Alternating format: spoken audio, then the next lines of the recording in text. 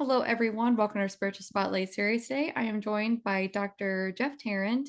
He is a psychologist, and today we're actually going to be focusing on his new book, Becoming Psychic: Lessons from the Minds of Mediums, Healers, and Psychics. Thank you so much for coming on the Spiritual Spotlight series. I'm so happy you're here. Thank you for inviting me. It's great to be here. I'm going to ask you one question first. So, you transitioned from a hardcore skeptic to someone deeply immersed in the study of psychic phenomenon. Can you maybe share a pivotal moment or experience that signified that kind of shifted your perception in, I don't believe in this, to maybe some of this is legitimate? Oof, it'd be tough to pick. I don't know that it was one thing, right? Yeah, Uh, and to be fair, as a younger child and even as an adolescent, I was open to all this weird stuff, right. and and then I kind of shut it all down again, and then it kind of reemerged. And so I think it's actually been kind of my natural way of thinking about the world is more being open to all of Mhm. this. And so I think actually it was more just a series of events and experiences of just becoming more flexible after I kind of got out of school and um, started kind of remembering some of what I was into before. Right. So I don't necessarily think there was one thing. I mean, there have certainly been some big experiences I've had that changed my worldview, Right, right. but I don't think it was one thing necessarily. That's interesting. So, in your book, Becoming Psychic, you explore the connection between brain activity and psychic abilities. Like, that's the big focus in your book. Can you explain how specific brain waves or regions are associated with these abilities? Sure, and of course, it's complicated. Yeah. I Uh, will say his book is very meaty. Like, it is not I can't just pick it up. Like, you have to go through it chapter by chapter to absorb the information. that's fair.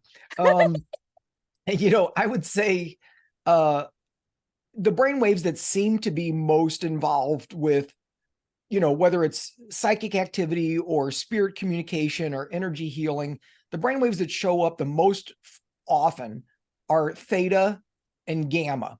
Mhm. And that's not going to be a surprise to a lot of people who are listening to this if they're familiar with Right. any work in this kind of world. Theta is a slower brain wave and is often associated with the subconscious, hypnotic states, deep states of meditation. It's a state where we tend to be more open and Mhm. more receptive. Gamma is the fastest brain wave and that we measure and is associated with lots of things. But one of the things that people get excited about with gamma is these kind of flow states or being in the zone or sort of understanding things at a high level without effort. And so those two together seem to be the magic combo. And sometimes they happen together. And that's a misunderstanding, I think, about brainwaves is that we kind of only make one at a time. And the reality is we're making all of the brainwaves all the time. So it's more about a relationship. How much of each one are we, do we have it in a particular moment? Right. As far as brain regions, there's several. The first thing I would say is that there tends to be a really clear distinction between right and left hemisphere activity. And this was something that honestly at the beginning, I kind of poo pooed. I kind of thought, yeah, that's all just pop psychology. There's not much to that. And then after studying dozens and dozens of gifted individuals, it's like, oh, it keeps showing up that Right. the right side seems to be more important for these activities than the left hemisphere. And it makes some sense because the left hemisphere is more logical, linear, language oriented, Mhm. whereas the right side is much more experiential and more present moment focused. Um, the other specific regions, we don't have enough time to get into all of them, but the ones that I'll mention just really Sure. quick, the right parietal lobe, Mhm. so kind of in the back right quadrant of the brain, comes up a lot, especially with spirit communication. And this is a part of the brain that is often referred to as the God spot. And it's a very interesting part of the brain because its normal function is to create boundaries. And so it creates a separation. I'm Jeff. I live in this little body. You know, you're Rachel. You live in your little body over there. and we're totally separate. But then when you disrupt the functioning of that part of the brain, it seems to allow more of that empathy, more ability to connect outside of yourself. So those boundaries don't exist the same way. Other parts of the brain that show up are the frontal lobe, especially the right frontal lobe, which is involved in a lot of things like impulse control, as well as how you pay attention. And so how you pay attention is, of course, going to be important for some of these skills. You have to change the way you're paying attention. Right. And then the third one I'll mention real quick is the occipital lobe in the very back of the brain, which we associate with visual processing. And again, it kind of makes sense. If you're seeing something that exists in a more subtle realm, it kind of makes sense that that's going to get processed somewhere in your brain. And it gets processed in the visual lobes. Even though you're not seeing something with your eyeballs, it doesn't matter. The brain still processes visual information in that part of the brain. So I'd say those are the big three. Yeah. So, one of the goals of your book is to help others tap into their own psychic abilities, which most of my listeners definitely want to open and expand more of their abilities. Can you maybe tell us what are some of the initial steps or practices you would recommend for beginners on this path? Yeah, I'd say there's three things. And the first one is going to be really obvious. Practice. Whatever skill it is you're trying to develop, it's pretty clear that the more time you put in, the better you get. This is, it's so obvious it almost doesn't even It's so need say. true. It's with everything. Anything you want to become better at, you need to practice. Yeah, if you want to get better at playing a musical instrument, well, guess what? You got to put time in. And so, I think some people, they just want it to just magically emerge. And it's like, I think those abilities are there, but you have to really practice shifting your brain in such a way that you can get your normal conscious brain functioning out of the way to access these abilities. So practicing is huge. The next thing I would say is meditation. And I'll expound on that just a little bit, because, virtually every psychic and medium I've ever interviewed has said meditation. Like if you ask them and say, what's the thing to do? Almost 100% will say meditate. And there's a lot of different kinds of meditation. So this gets complicated, right? Because it's like, well, great. What kind of meditation?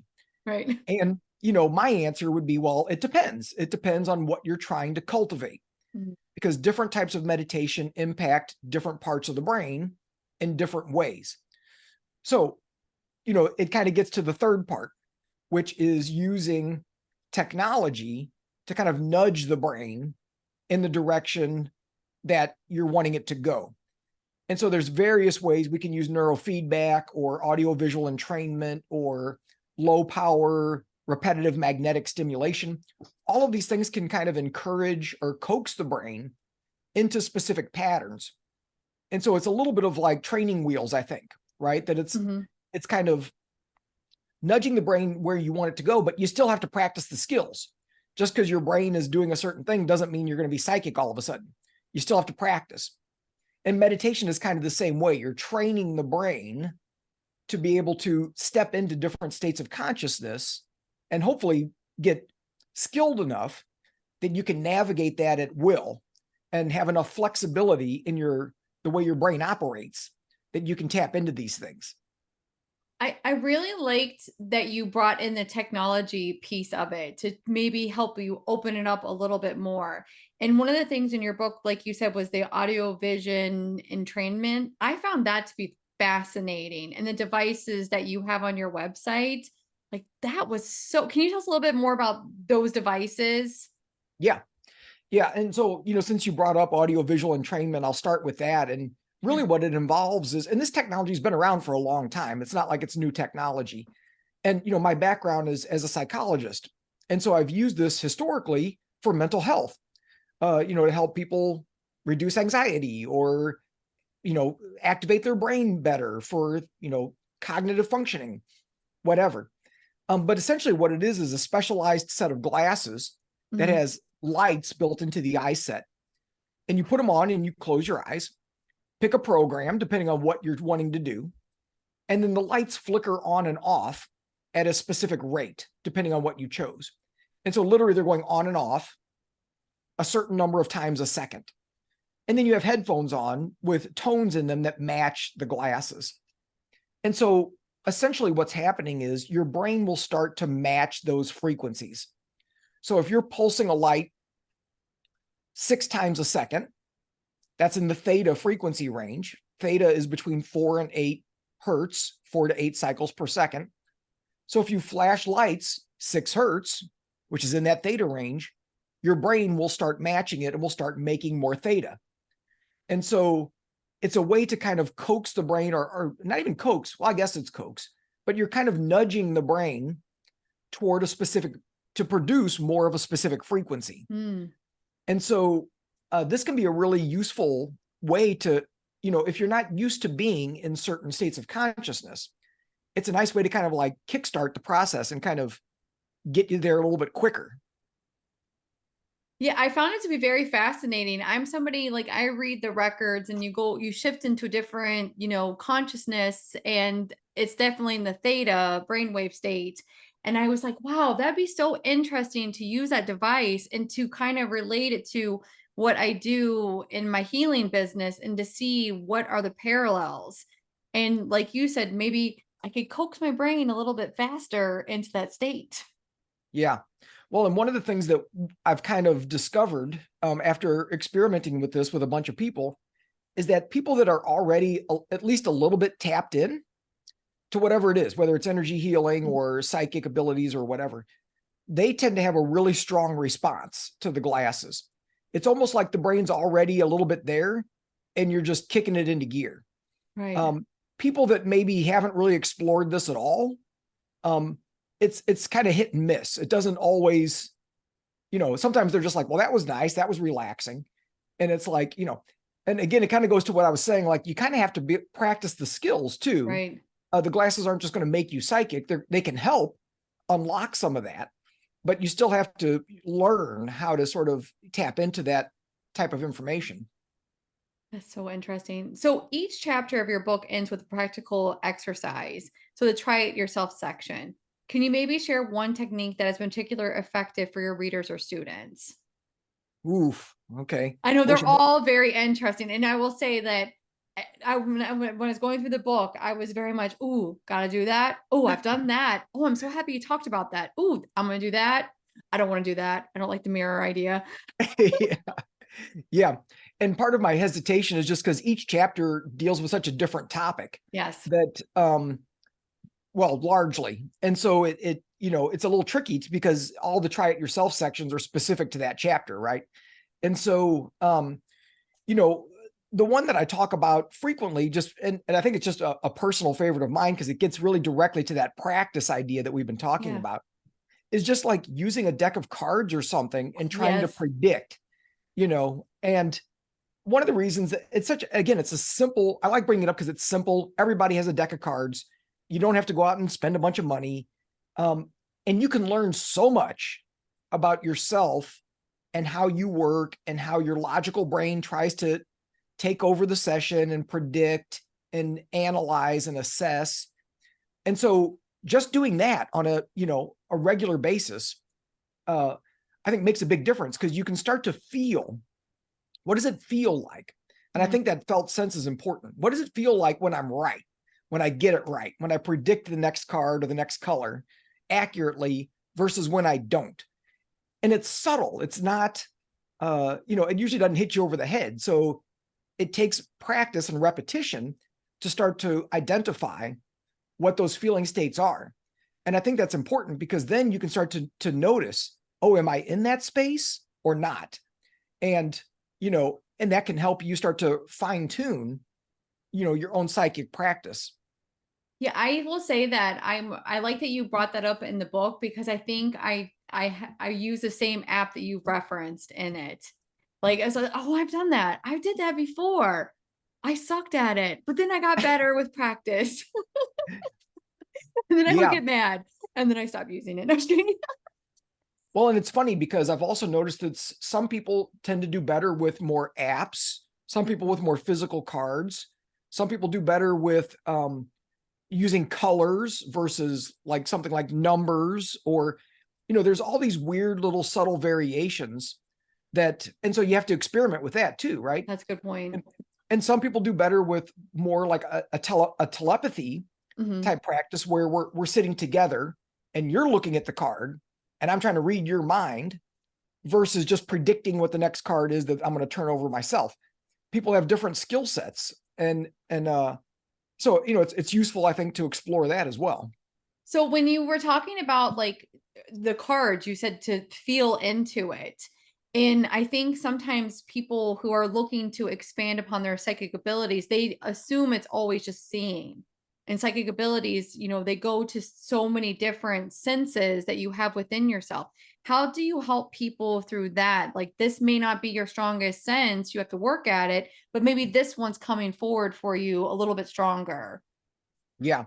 I mean, really, what I've kind of found to be the most effective way to do that is, like we teach some like online classes and things like Mhm. that.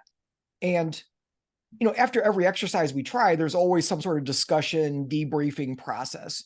And really, I feel like that in some ways is almost the most valuable aspect because it helps people start to clarify, they're like, well, I didn't see anything, but, and then they might bring up something else. And so it's like, then we can encourage that, right? And it's like, well, wait a minute. Okay. You don't have to see it. Like maybe you just feel it. Maybe you just know, Right. or maybe you hear something, or maybe there's some other kind of subtle signal that you're getting in your body. I know a lot of people that feel something in their body.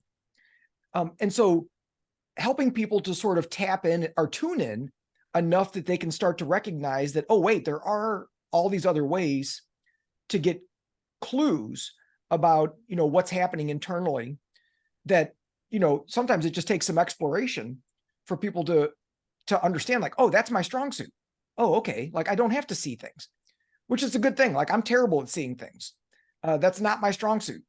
And if I was relying on that, I would probably just give up because I will say that I'm the same way. When I first kind of started down this intuitive path, psychic path, I was very frustrated because I wasn't able to see in the normal way. And then after years and years of practice and whatnot, I'm grateful that I'm more sensing and knowing that I am seeing because I don't want to see a ghost and I'm good.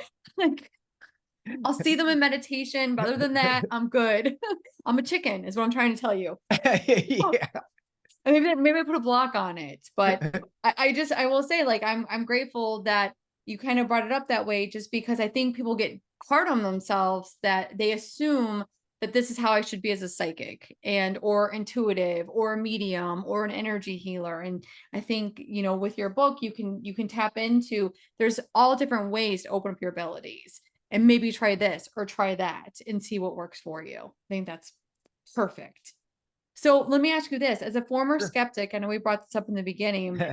What would you say to those who still doubt the existence or possibility of psychic abilities?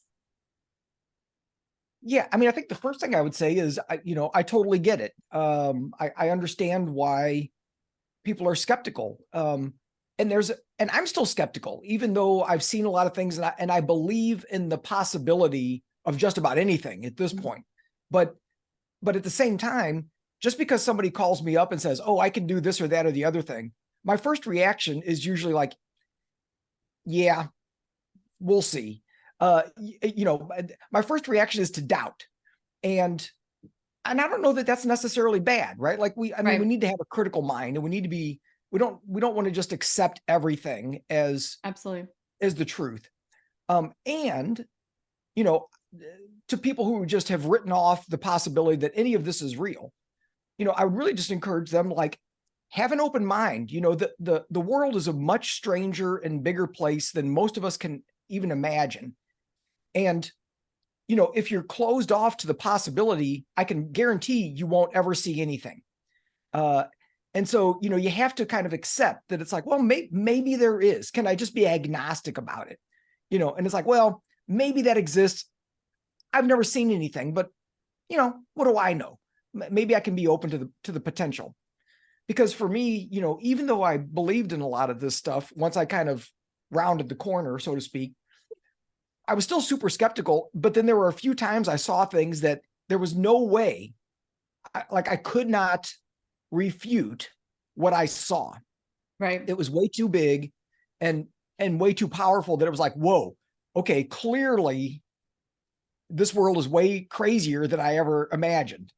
And so, but again, I don't think I could have seen that earlier. I had to have been open to it and say yes to different opportunities, which is, I mean, it's something I try to do now. If something really grabs me or somebody calls me and says, hey, I'm on it. I'll hop on a plane. I'll go check it out Wow. and see, I want to investigate. And sometimes it's a bust. Sometimes I show up and I was like, you know, um, but again, you Can have you to, share some examples of a bust? No, go on. I'm sorry. It's interesting. yeah, I mean, I don't want to be too specific, right? Because I don't want to like Yeah, throw no, be anybody under the vague. bus, right? Be But vague. yeah, but Vaguish. you know, um, I will get introduced because I've been doing this work for 11 years now. Right. So I'll get introduced to different people that have claimed to have different abilities. And so, there are times where I'm like, okay, yeah, cool. Like let's do some brain mapping. Let's see what's going on. And we end up getting together one way or another and we run a few tests and it's kind of like, there's really not much there to see. The way that they do their work isn't super impressive. They don't come up with anything that's really evidential. Mm, And, for the folks that aren't familiar with that term in this context, like in mediumship in particular, they use that term evidential, yes. like to bring forth information that is very clear and specific to what you're looking at. So it's not something vague. And, and so if they come in and all they give me is vague stuff and the brain isn't looking that interesting, it's kind of like, it's like, well, you just wasted a half a day. But again, like, if you don't put yourself in those opportunities, you don't know. You don't Yeah. know what you're going to get. I mean, I do think so. I'm a registered nurse and I actually manage a doctor's office in my day job. And what I respect so much about your book and about your studies is that it's linked to science. It's linked to, actual, like you said, like evidential, like there's actual results in your book. And I feel that if I run across some skeptics, I can say, read this book.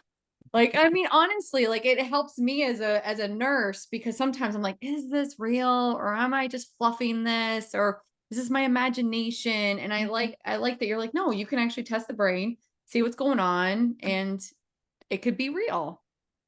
Like that. Yeah. Good. I'm glad because, I think that's one of the pieces I was hoping would happen with the book is that it would encourage people, that it's like, you don't have to, again, like I said earlier, you don't have to just accept everything, but, Right. but, there is way more going on out there. And so just be Yes. open-minded to it and look at the research, right? Like the research, there's a lot of research that's very convincing. And, and hardcore skeptics will say, oh, there's no research to back it up. And it's like, actually, there's a ton of There's a research. lot of research. Yeah. There's a lot of research. I mean, even who is it? Is it Emoto who did the study on the water? And if you program the water with positivity, and it's just like there's so much studies out there. You just have to be willing to look. And you also brought up a good point. You also need to be able to discern, is this truth or is this just fluff? Right. Because there is a lot of fluff in the psychic industry, unfortunately. There Um, is. there is. So let me ask you this. What are some common challenges or misconceptions people face when trying to develop their psychic abilities? And how does your book address these? Common misconceptions. Yeah. Um, hmm. He's like, none. This is perfect. I mean, I guess I would say, one of the misconceptions I think that people have is that, and this is a big one, this comes up a lot, is that, only certain people have these abilities. Mm. So the Laura Lynn Jacksons and the, Sylvia Tyler, Browns, yeah, Lisa yeah, yeah, Williams, James Van Praagh. right. All the big names, right? That they Yep. have a TV show and they, that they're special and they can do this, but I can't. I'm not special. I don't have these abilities. And again, I'd say this is 100% of the mediums and psychics I've talked to. They say, they're like, no, everybody has this potential. Yes. And the further I get down this rabbit hole of studying these things, the more convinced I am that that's true, that we're all born with this innate ability, and that it gets essentially shut down as we get older, as we develop language, as we leave childhood, as we start conforming to our culture and our societal beliefs about what's real and what's possible and what's not, that it essentially shuts down those connections, but they're still hidden in there somewhere, right? It's almost like the subconscious mind, right? There's all kinds of stuff in the subconscious mind, and just because you're not aware of it doesn't mean it doesn't exist. So It's in true. there. So true. you know and when you look at surveys of people who have had precognitive experiences, or dream visitations or whatever, the numbers are staggeringly high.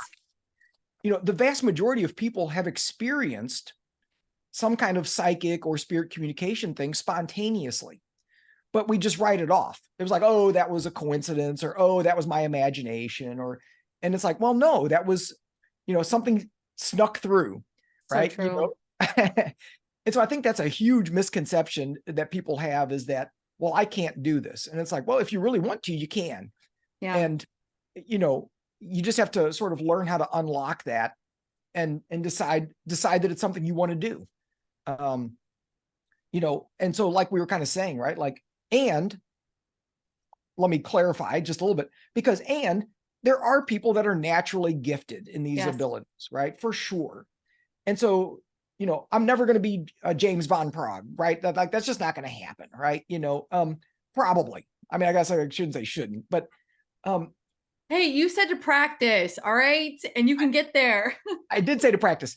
But there are people who are just naturally talented with these kinds of things. But again, that's like with everything, like we said, right? There's little kids who pick up a guitar for the first time, and a week later they're playing Stairway to Heaven, right? And it's like, what?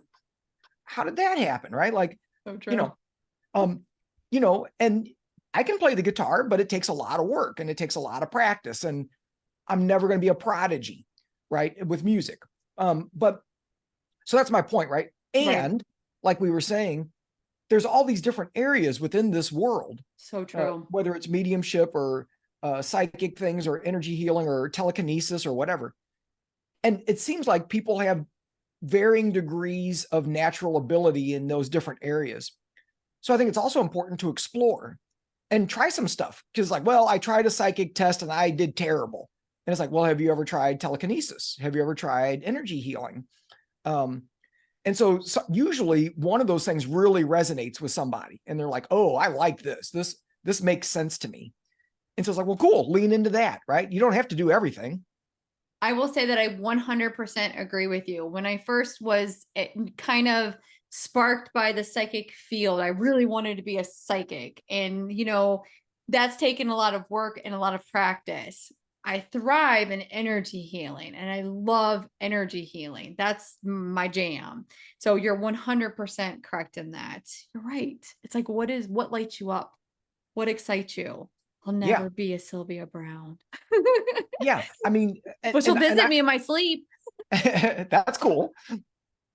I love that. And I mean, I'm the same way, right? Because of course, exploring these things, I try to develop my own abilities, right? Of course. You can't do this and go like, well, I want to do that. I want to try this. And I've had varying degrees of success with just about everything I've tried, but there are certain things that I'm much more attracted to, and I feel resonate with me just more naturally. Yeah. Energy healing, psychokinesis, for me, those are they make way more sense to me. I think I'm more skilled at those. And so it's like, okay, well, why am I trying to turn myself into a medium when you're not? When I'm not, and I've got these other abilities that I could really cultivate. Listen, I will refer you to an amazing medium. Come to me for this. And I think that's the other thing with the spiritual field is we all have different, abilities and skills. And, so you might go to someone, you're like, I resonate with that, but then I can refer you to someone else that I know that doesn't have the same skill sets that I have, that maybe you're looking to connect with your grandma. Yes, I can bring your grandma in, but not the way that you want me to bring her in. So that's so interesting. So before I ask you the last question, if anyone is interested in learning more about you, and also you have devices that are for sale, where's the best place for them to go to? The best place is our website, which is psychicmindscience.com. It's all one word. And the other cool thing about his site is that he has a lot of guided meditations on there. So like there's a third eye one. There's a lot of different meditations on there that you can definitely listen to, which I think is really cool that you offer that. So let me ask you this. Where do you see the field of psychic research and understanding heading in the future, especially in the context of advancements in neuroscience and technology? Yeah, good question. Partly I don't know. One thing that I've been seeing is that there seems to be more and more interest in these areas, and which is interesting. I feel like that's a good sign. I agree. However, there's still not a lot of money out there for doing quality research. I So also agree. yeah, there's only a handful of places that have grants, and it's very competitive because all of us out there that want to do this work are all competing for the same little pile of money. So I don't know where the field is going to go necessarily. Some of my personal interests are, in doing a more methodical examination of Mm.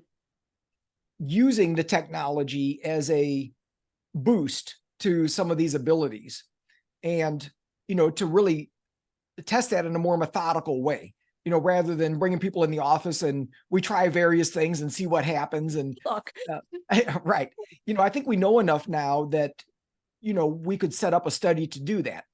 But it's complicated, obviously. You know the brain science, I don't know that we need a whole lot more brain science. I feel like we kind of have enough of a basic understanding that could carry us for a while if we can apply it. I think that's the next area, is how do we apply what we know? no, absolutely. And I think maybe almost the technology needs to catch up to the brain science and to be able to really hone out. Because as you're talking, I'm like, oh, I wonder if he's seen this device. I wonder if seen this device. Like there's all these different devices that Yeah. we all need to test and experiment with. Well, I want to thank you so, so much for coming on the Spiritual Spotlight series. This has been an amazing conversation. Thank you so much. Yeah, it was a lot of fun. Thank you.